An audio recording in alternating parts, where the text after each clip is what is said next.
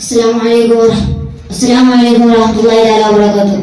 Hello friends, मेरा प्यारा देशवासियों का अधिकारी ആയിരത്തിന്റെയും അഞ്ഞൂറിന്റെയും നടുവിൽ ഇതൊക്കെ പറയാൻ ഞാനാരാ? ഇന്ത്യൻ പ്രധാനമന്ത്രിയോ? ഒന്നുമല്ല, ഞാനൊരു കൊച്ചുകുട്ടിയാണ്. ഞാൻ ഇവിടെ വന്നത് മാണിക്കമലയെ പാട്ടും പാടി ചുംബിച്ച് കളിയാക്കാനോ കണ്ണുറുക്കി കാണിക്കാനുമല്ല. നമ്മുടെ പരിപാടി ഒരു കൊച്ചു കഥ അവതരിപ്പിക്കുകയാണ്. നിങ്ങളെല്ലാവരും ശ്രദ്ധിച്ചു കേൾക്കണം. അത് കഴിഞ്ഞാൽ ഞാനൊക്കെ പോയിക്കോളാം. എന്റെ കഥയുടെ പേരെന്താണെന്ന് അറിയാമോ? അറിയില്ല? അറിയത്തേയില്ല? എന്നാൽ ഞാൻ പറയത്തുമില്ല. നിങ്ങൾ തന്നെ കാര്യങ്ങൾ കണ്ടുപിടിച്ചിട്ടാൽ മതി കേട്ടോ. എന്നാൽ ഞാൻ എന്റെ കഥയിലേക്ക് കടക്കാം. സന്ധ്യാർക്കർ പടിഞ്ഞാറൻ ചക്രവാളത്തിലേക്ക് മുഖം പൊത്തുന്നതേയുള്ളൂ. ആ ശാന്തമായ സാഹചര്യത്തിൽ ആരുടെയോ താല്പര്യം മാറ്റി കേട്ട അഹ്ലുബൈത്തിലെ ഉമ്മ ബീവി ഫാത്തിമ ബീവി വാതിലൂടെ എത്തി നോക്കി. പുന്നാര വാപ്പയില്ലത്. എന്താ വാപ്പ ഈ സമയത്ത് ഇങ്ങോട്ട് വരുന്നത്?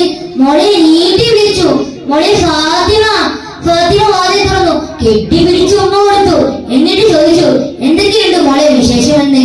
ഉപ്പ, ഞാൻ വെള്ളം കഴിച്ചിട്ട് 2 ദിവസമായി. ഇവിടെ കഴിക്കാൻ ഒന്നുമില്ല ഉപ്പ. അപ്പോൾ കവീസ് ഉയർത്തി വയറ്റ് കെട്ടിയ കല്ലുകൾ കാണിച്ചു കൊടുത്തു. അപ്പോൾ ഫാത്തിമ വീട് കളിയിൽ കണ്ണുനീരുകൾ ധാരധാരയായി എഴുതാൻ തുടങ്ങി. ഇതുമല്ല, ഇതിനേക്കാൾ വേദന അങ്ങ് തൊട്ടപ്പുറത്തെ 2 റോസാപുഷ്പങ്ങളെ പോലുള്ള ഹസനും ഹുസൈനും ഉമ്മി ഉമ്മി എന്ന് വിളിച്ചു കരയുന്നു. താങ്ങാനായില്ല. വീട്ടിൽ നിന്ന് ഇറങ്ങി നടന്നുകൊണ്ടേയിരുന്നു. മദീനയുടെ അടുത്തെത്തിക്കണം. ഒരു അഹ്റാബി, ഏ മനുഷ്യ, ഞാൻ തോളോട് തൊടനാകാൻ സഹായിക്കാം, എനിക്ക് കോരി തരാമോ? ആ അവിശ്വാസിയായ അഹ്റാബി പറഞ്ഞു, ഓ ശരി, ഒരു തവണ വെള്ളം കോരി കൊടുത്താൽ 3 കാര്യങ്ങൾ തരാം. വെള്ളം കോരി ഒഴിക്കാൻ തുടങ്ങി. 1 തവണയല്ല, 8 തവണ. 9ാം തവണയാണ് അത് സംഭവിച്ചത്. കയറ് പൊട്ടി. മുഖത്തേക്ക്. അങ്ങനെ കൂലിയായി കിട്ടിയ കാരന്മാരി വീട്ടിലേക്ക് പോയി. ആ അഹ്റാബി ആലോചിച്ചു, ഞാനടിച്ചതൊരു പ്രവാചകനായിരിക്കുമോ? ഒട്ടും താമസിച്ചില്ല. തന്റെ വാളെടുത്ത് ഇടത്തെ കൈ പിടിച്ച് വലത്തെ കൈ ഒറ്റ വെട്ട. അങ്ങ് അയാൾ വേദന കൊണ്ട് താഴെ വീണു.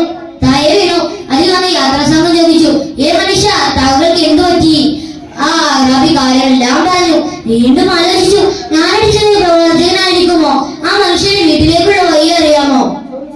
അങ്ങനെ യാത്രാസംഘമായി വീട്ടിലെത്തി. കൂലിയായി കിട്ടിയ കാരക്ക ഹസനിനും ഹുസൈനും വഴിയിലെത്തി കൊടുക്കുകയായിരുന്നു. എന്താണ് വന്നതെന്ന് ചോദിച്ചു. താങ്കൾ പ്രവാചകനാണോ? താങ്കൾ പ്രവാചകനാണെങ്കിൽ എന്നോട് പുറത്തു തരാം. പുറത്തു കൊടുത്തു. അങ്ങനെ ആ അഹ്റാബിയുടെ കൈ നീർ പുരട്ടി കൈകൾ ശരിപ്പെടുത്തി കൊടുത്തു. ഇതാണ്